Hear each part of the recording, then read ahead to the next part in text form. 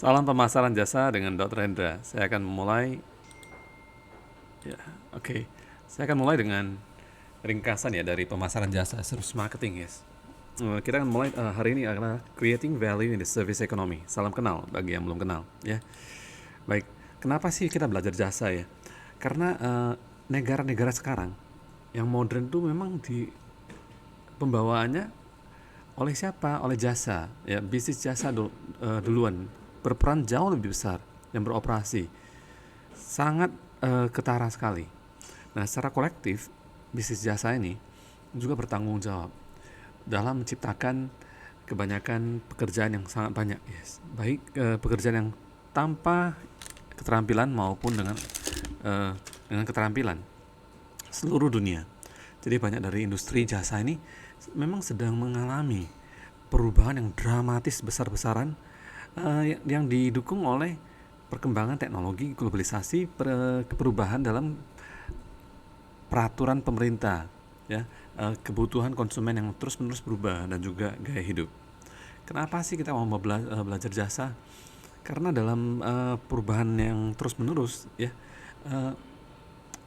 pemasaran efektif itu berperan sangat penting sekali dalam menentukan apakah sebuah organisasi bisa bertahan maupun menurun, ya, dan gagal. Nah, pada saat pertemuan ini kita akan mendemonstrasikan bagaimana jasa itu memerlukan sebuah pendekatan yang memang beda, unik terhadap dalam pemasaran. Karena konteks dan juga pekerjaannya seringkali berbeda dalam aspek-aspek yang penting dan daripada dibandingkan dengan sektor-sektor yang produksi, pabrik, jasa, manufacturing, ya, atau produk.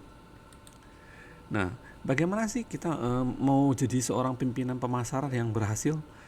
Nah, seorang pemasar yang berhasil dalam bisnis service atau bisnis jasa itu memerlukan Anda bukan hanya memahami konsep alat-alat pemasaran kunci atau utama, tapi harus tahu bagaimana memakai mereka secara efektif. Nah, konsep dan juga alat pemasaran yang paling populer dalam pemasaran jasa adalah 7P. Walaupun di masa lalu ada dikatakan 8P, ya. Nah, inilah daya pengungkit yang strategis dalam pemasaran jasa, ya. Apa aja 7P itu? 4P pertama, product, price, place, promotion. 3P yang berikutnya, siapa? Physical evidence, process, and people. Jadi 7 ini punya peran dalam sebuah perusahaan bisnis jasa. Nah, bukan hanya bagaimana Anda memakai efektif, tapi juga bagaimana Anda menggabungkan mereka bersama supaya membuat bisnis jasa Anda unik. Para pemenang dalam pasar jasa yang sangat kompetitif sekali, itu mereka akan berhasil dengan terus-menerus berpikir ulang cara mereka menjalankan jasa mereka dengan mencari cara-cara inovasi supaya konsumen itu dilayani dengan cara lebih baik, mengambil kesempatan dalam perkembangan teknologi dan juga membawa disiplin-disiplin ilmu-ilmu, ya, dan juga pendekatan yang memang sangat terukur dan teratur dalam mengembangkan strategi pemasaran jasa. Nah, ini adalah model pemasaran jasa yang terintegrasi. Jadi terbagi dari 5 bagian. Yang pertama pemahaman dulu, ya. Kedua, mengaplikasikan 4P. Ketiga, mengatur custom interface, ya, apa yang muncul di depan pelanggan. Yang keempat, itu adalah mengembangkan hubungan pelanggan. Yang kelima, berjuang demi kesempurnaan jasa, ya. Nah, di setiap tahapan-tahapan ini juga ada tahapan-tahapan yang memang secara spesifik yang akan kita pelajari. Yang pertama itu menciptakan nilai. Yang kedua itu memahami perilaku konsumen dalam jasa. Ketiga itu cara membuat Anda berbeda dalam pasar yang kompetitif. Kalau bicara mengenai 4P, tentu saja cara mengenal brand Anda. Brand Anda itu saja jasa, service, product, oke? Yang kedua adalah cara Anda mendistribusikannya, oke? Apakah melalui saluran elektronik, misalnya e-commerce, website, application, blog, sosial media, dan lain-lain. ataupun melalui fisik, toko offline, ya, atau omni channel gabungan. Yang ketiga adalah cara menentukan harga dan juga penghasilan, ya. Yang keempat adalah komunikasi dalam pemasaran jasa. Komunikasi itu adalah promosi. Bagian ketiga, kita akan mengatur interface konsumen. Yes. Pertama adalah proses jasa, cara merancangnya gimana. Kedua, supaya permintaan dan juga kapasitas kita bertemu. Itu adalah balancing demand dan capacity. Yang ketiga itu adalah cara menciptakan lingkungan jasa yang memang gimana caranya. Yes. Yang keempat adalah mengelola orang dan supaya keunggulan jasa itu berkembang. Yes. Dan yang bagian keempat, mengembangkan hubungan konsumen itu adalah mengelola hubungan dan juga membangun loyalitas. Berikutnya adalah cara menangani keluhan pelanggan dan juga pemulihan layanan. Yang terakhir, perjuangan supaya penyempurnaan jasa itu gimana? Meningkatkan kualitas layanan dan juga produktivitas. Dan akhirnya membangun sebuah perusahaan yang jasa yang kelas dunia, gitu ya. Saya ringkas saja. Kita bicarakan kali ini kita bicarakan tentang jasa, ya, dan juga bagaimana jasa yang kita menciptakan nilai-nilai dalam jasa tanpa mentransfer kepemilikan tersebut. Bisa nggak ya? Bisa lah, oke? Contoh jasa apa? Baik, penerbangan.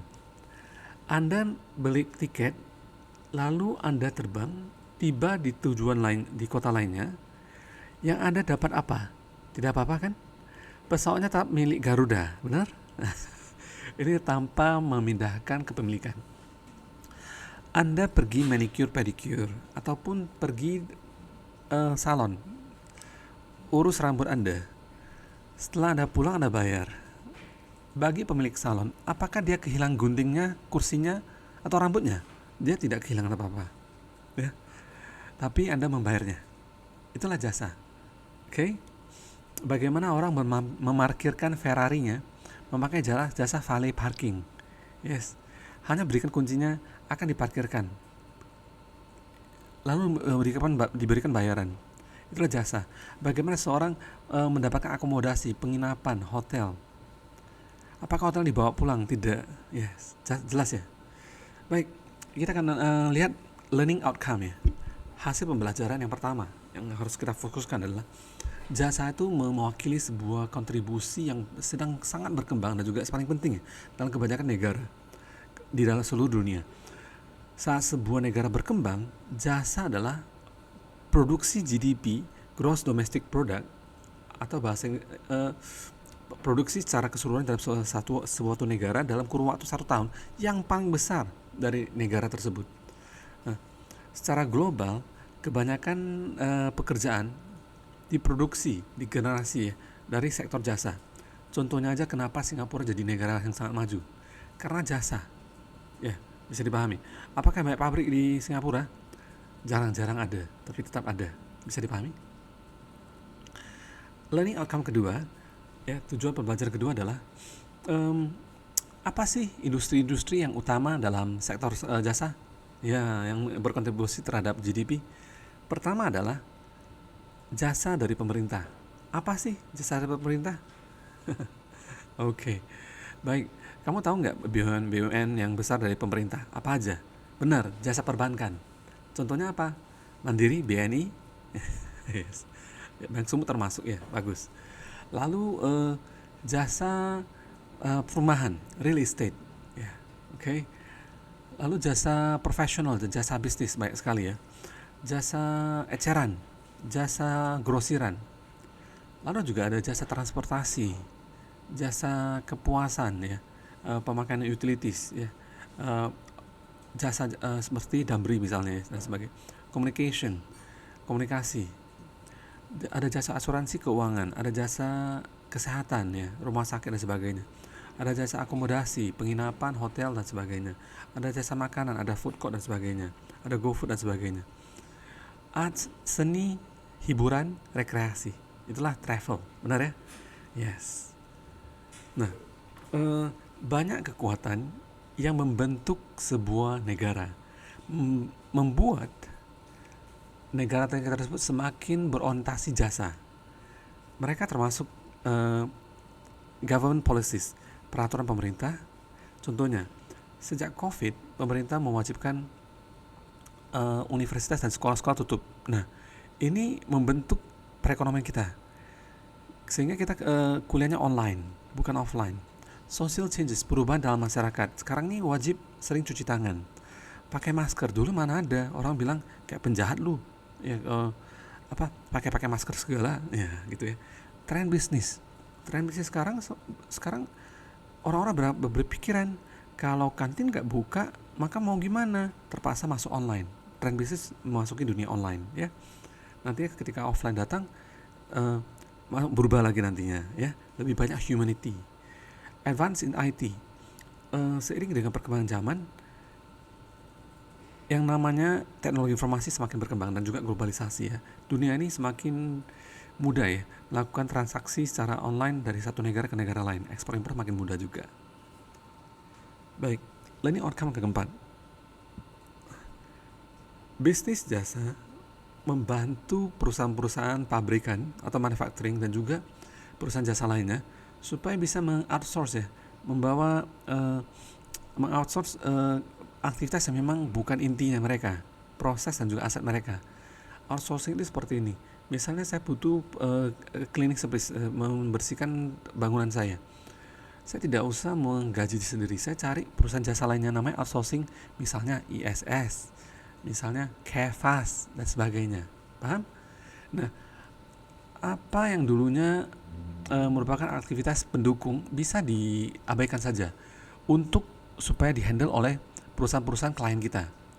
Dan supaya kita betul-betul fokus pada manajemen kita dan juga kompetensi utama kita. Oke? Nah, keuntungan-keuntungan ini akan membawa berbagai manfaat. Terutama yang pertama adalah kita tercapai economies of scale and scope, ya. Skala ekonomis kita dapat, ya. Jadi sebuah operasi jasa kita dalam cara yang memang kurva pembelajaran, dan maka itu operasinya pada kualitas yang tinggi dan juga produktivitasnya tinggi. Yang kedua, biaya yang memang terkontrol dan quality control juga sangat bagus, yang sangat ketat, ya. Jadi kinerja, hasil kerjanya bisa distandarkan, ya, di seluruh tempat, bisa distandarkan seluruh tempat. Nah, ketiga, peningkatan proses dan juga riset dan juga pengembangan bisa diaplikasikan pada jasa ini, sehingga jasa-jasa ini bisa dihasilkan, ya, di berbagai jenis tempat. Yang keempat itu adalah pertumbuhan pesat dari bisnis jasa ini membawa peningkatan spesialisasi dari sebuah negara yang sangat berkembang dengan manfaat yang signifikan dalam berbagai produktivitas dan juga standar hidupnya mereka berubah. Contohnya aja dulu Cina itu adalah terkenal tenaga kerja yang paling murah itu di Cina, dari Tiongkok, ya. Sekarang ini mereka sangat teramat maju, sudah beda sekarang, ya. Sehingga apa yang terjadi karena perubahan-perubahan itu mereka membawa perubahan-perubahan tersebut. Lanjut, elemen-elemen yang tidak berwujud, ya, intangible, biasanya mewakili penciptaan nilai, ya. Yes. Contoh-contohnya adalah ketika Anda beli kopi di Starbucks, apa keunggulan dari intangible element yang secara fisik itu nggak nampak? Benar sekali, di Starbucks Anda boleh duduk di dalam mejanya tanpa memesan, ya. Setelah Anda pesan satu, Anda mau duduk seharian juga boleh, tidak ada yang mengganggu Anda. Paham? Ya, itulah intangible element yang tidak ada dalam kopi lainnya. Lalu distribusinya juga bisa perlu terjadi, ya, melalui saluran-saluran yang tidak fisik. Contohnya jasa-jasa yang memang memproses informasi, ya. Contohnya jasa-jasa orang-orang yang memprediksi harga saham, ya. Hari ini rekomendasinya apa? Anda masuk ke channelnya, Anda bayar 1 bulan 200.000 sampai 500.000. Ini contohnya, ya, melalui channel saluran-saluran yang non fisik. Lalu jasa juga cukup sulit divisualisasikan dan juga dipahami. Terkadang secara mental tidak bisa dibayangkan. Contohnya virtual reality, ya, atau nonton 3D, 3 dimensi. Itu sangat sulit divisualisasi, harus langsung dilihat ya, oke, dan dipahami.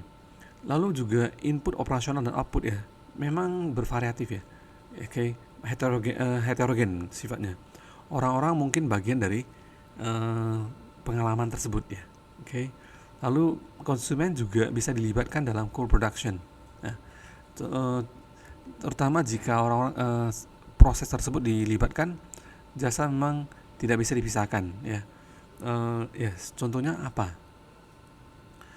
Contoh saja, ketika memakai GoFood, konsumen juga dilibatkan. Mereka yang memutuskan apakah mereka mau memesan makanan apa, mau kirim kemana. Mereka dilibatkan, mereka memutuskan. Oke, lanjut.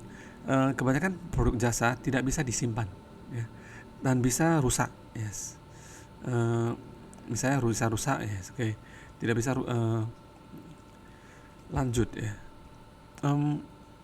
Faktor waktu itu memegang peranan penting sekali. Ya. Lanjut ya. Jadi outsourcing ini mewakili mengkontrak jasa yang dulunya dilakukan di dalam perusahaan sendiri kepada sebuah perusahaan penyedia jasa lainnya yang eksternal. Kalau offshore beda lagi. Ini adalah jasa yang dilakukan dalam sebuah negara, tapi dikonsumsi atau dilaksanakan di negara lainnya. Baik outsourcing maupun outsourcing itu adalah independen, berdiri sendiri.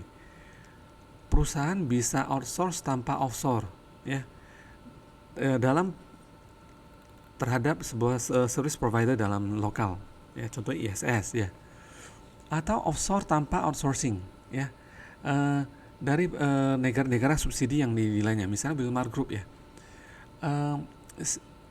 tenaga ahli di Singapura dibawa ke Indonesia, oke. Tapi kadang-kadang bisa bekerja bersama-sama tandem. Misalnya di sini adalah perusahaan outsourcing di Amerika Serikat, ya, seorang konsumen tentang contact center terhadap sebuah service provider di Filipina, bisa juga campurannya. Jadi secara khusus apa sih yang namanya jasa itu? Kunci yang membedakan fitur dari sebuah jasa adalah bentuk dari peminjaman daripada bentuk dari kepemilikan.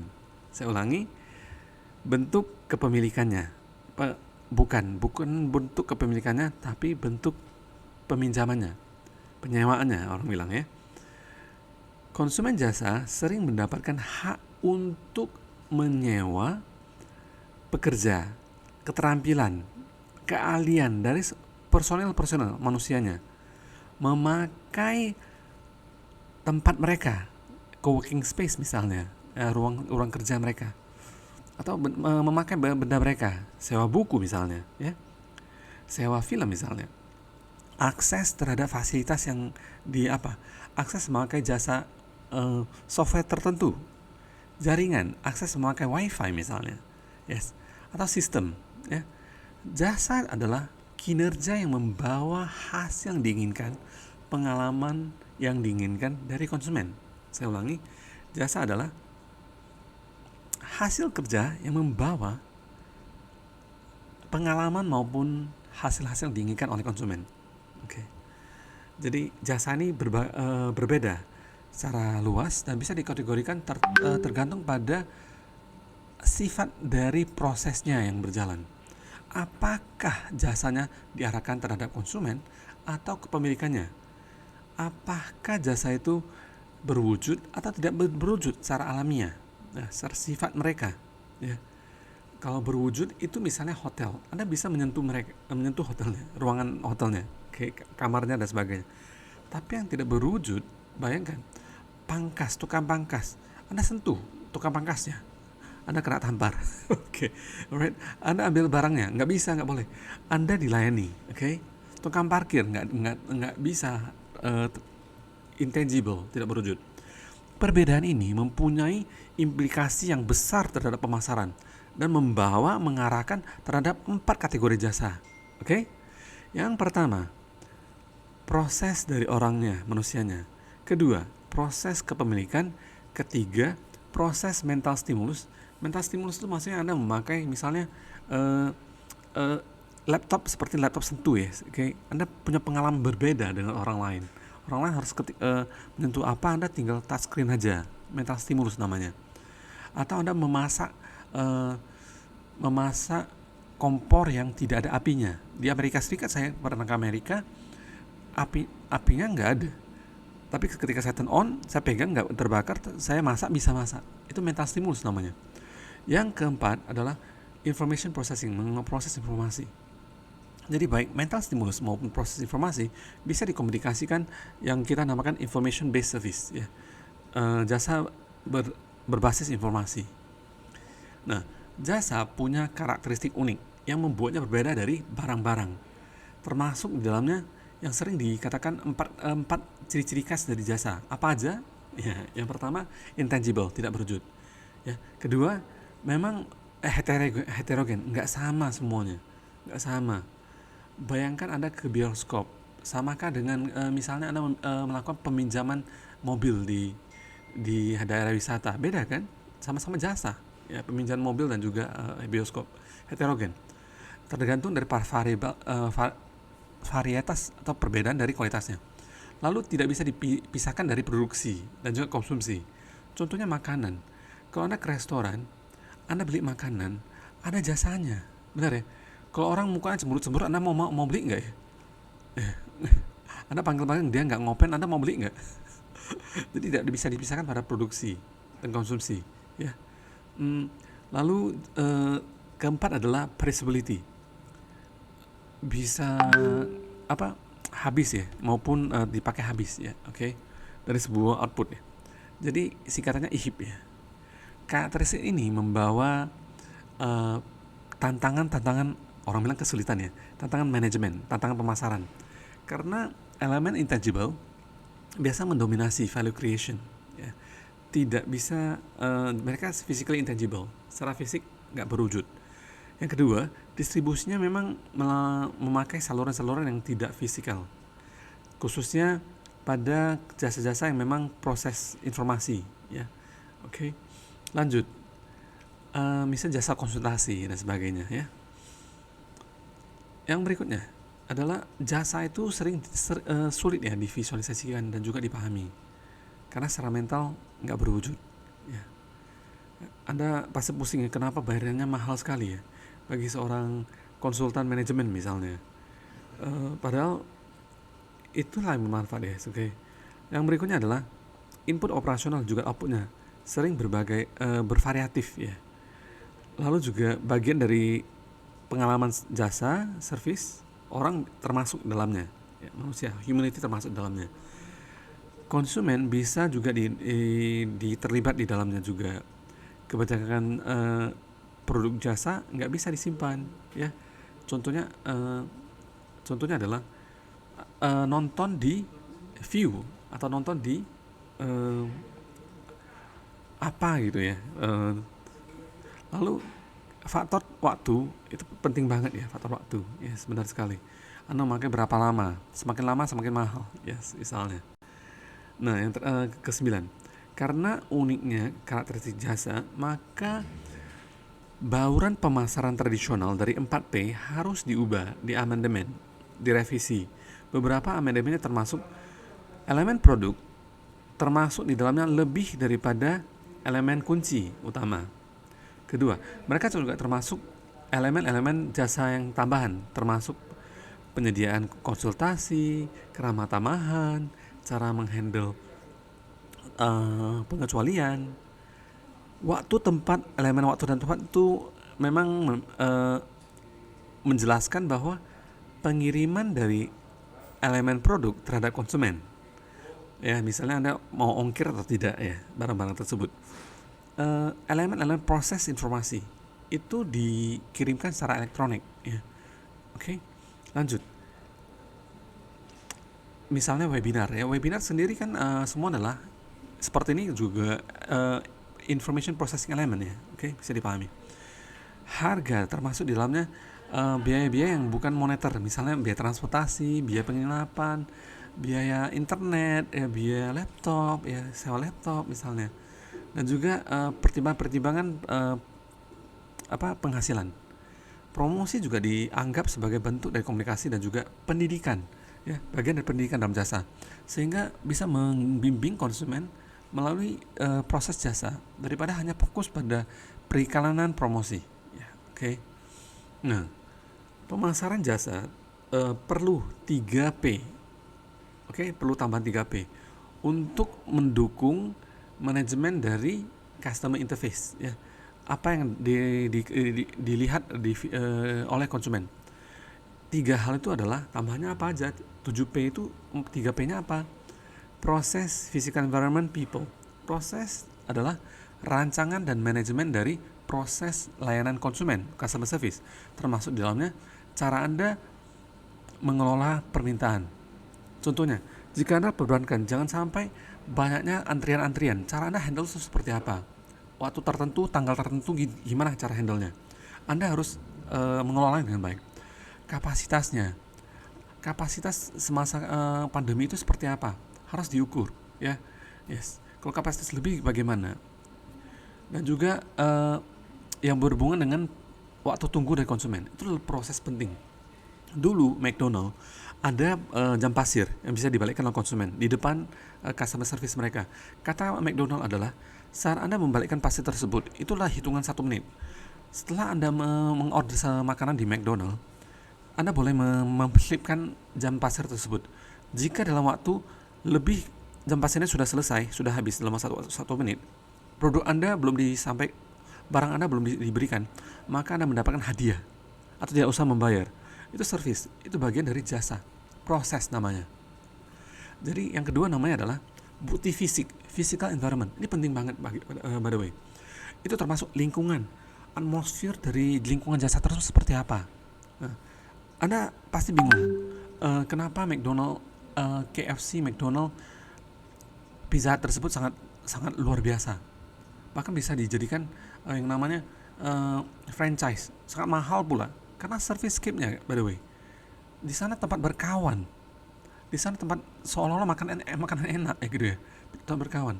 Service scape-nya, fasilitas, proses, cara penyampaian prosesnya, oke? Dan juga menyediakan bukti-bukti fisik dari image ataupun gambaran perusahaan, dan juga kualitas layanan. Kualitas layanan sangat menentukan, ya. Saat orang berpakaian, senyumnya, semangatnya dan sebagainya itu berbeda banget, ya. Yang ketiga, yang terakhir adalah orang. Manusia itu berperan sangat teramat penting. Ini salah satu sumber daya yang paling penting. Nah, dari saat Anda menyewa orang, rekrut mereka, menggaji mereka, saat Anda memberikan training, memberi motivasi, supaya layanan dari pegawai tersebut, cara penyampainya seperti apa, membawa kualitas, membawa produktivitas, itu penting banget. Maka itu Anda bisa melihat perbedaan. Kalau misalnya Anda melihat jasa dari Pertamina misalnya, kenapa Pertamina Koko itu lebih enak, Pertamina yang biasa-biasa itu nggak enak?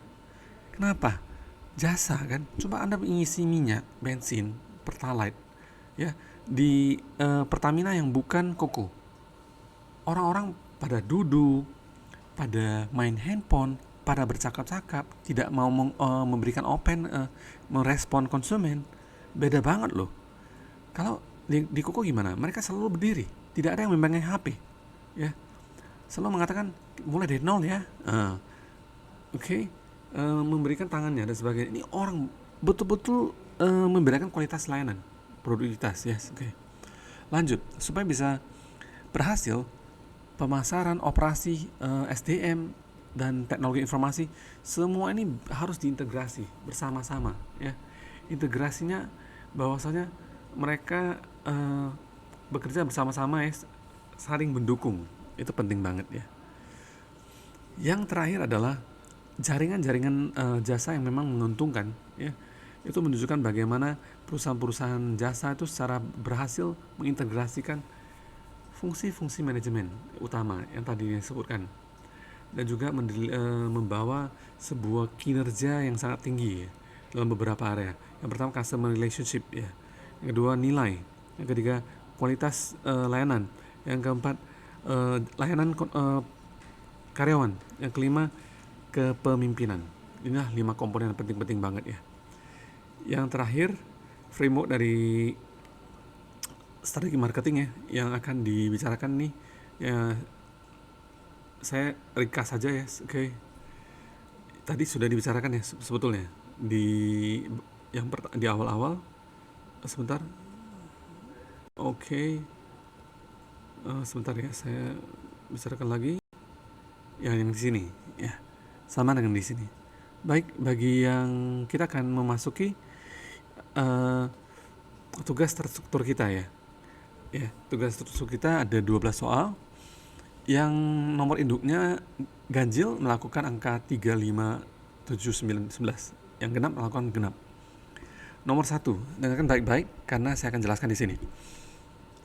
Apa alasan utama dari sektor jasa yang terus-menerus meningkat dalam seluruh negara di dunia ini?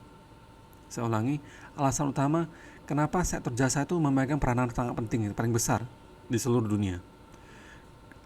Nomor 2, apa 5 kekuatan yang sangat besar yang mengubah service landscape, lingkungan dari service, dan dampaknya, akibatnya dari 5 kekuatan hebat itu terhadap dunia jasa itu seperti apa? Yang ketiga, apakah mungkin bagi sebuah negara menjadi hampir sepenuhnya berbasis jasa? Mungkin nggak? Yes. Dan apakah itu adalah tanda-tanda kelemahan ketika sebuah negara secara nasional memproduksi barang yang sangat sedikit yang bisa dikonsumsi? Oke. Yang keempat, mengapa pertumbuhan dalam bisnis jasa membantu perusahaan-perusahaan pribadi dan juga keseluruhan negara menjadi lebih produktif? Kenapa? Yang kelima, ada sebuah kutipan, jasa itu dirental, disewakan, dipinjamkan daripada bukan dimiliki. Jelaskan pernyataan ini. Pakai contoh untuk mendukung penjelasan Anda. Yang keenam, jelaskan, gambarkan 4 kategori processing yang luas dari jasa dan contoh-contohnya. Yang ketujuh, apakah yang sangat spesial tentang pemasaran jasa sehingga perlu pendekatan yang khusus atau unik?